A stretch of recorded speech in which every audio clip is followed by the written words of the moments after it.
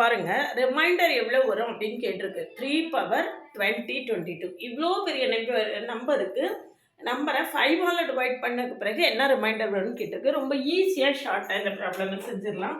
3 square power 1011. சரியா? இதை 3 square power 1011 எழுதியிருக்கேன். 3 ஸ்கொயருங்கிறது என்னது? 9. அப்போ 10 - 1 the whole power 1011. a - b the whole power nல a power n, nc1, a power n - 1b, etcetera etcetera கடைசி b power n.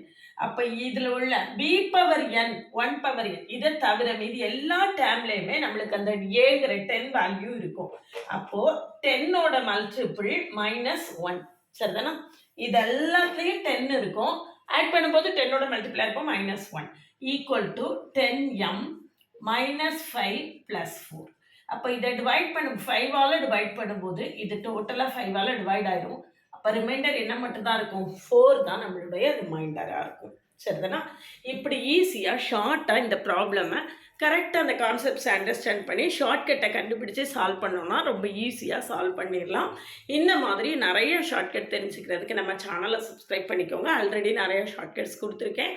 NCERT concepts, previous year questions எல்லாமே solve பண்ணி கொடுத்துருக்கேன். ஐஐடி ஜேஇஇ மெயின்ஸுக்கு ப்ரிப்பேர் பண்ணிட்டு இருந்தீங்கன்னா நம்ம சேனல் உங்களுக்கு ரொம்பவே ஹெல்ப்ஃபுல்லாக இருக்கும். மேத்தமெட்டிக்ஸுக்கு சேனலை சப்ஸ்கிரைப் பண்ணிக்கோங்க, ஃப்ரெண்ட்ஸ்க்கு ஷேர் பண்ணுங்கள். தொடர்ந்து நம்ம கூட ட்ராவல் பண்ணிங்கன்னா என்சிஆர்டி கான்செப்ட்ஸை தரவாக தெரிஞ்சுக்கிறதுக்கும் ஐஐடி ஜேஇஇ மெயின்ஸில் மேத்தமெட்டிக்ஸுக்கும் நம்ம சேனல் உங்களுக்கு ரொம்பவே ஹெல்ப்ஃபுல்லாக இருக்கும்.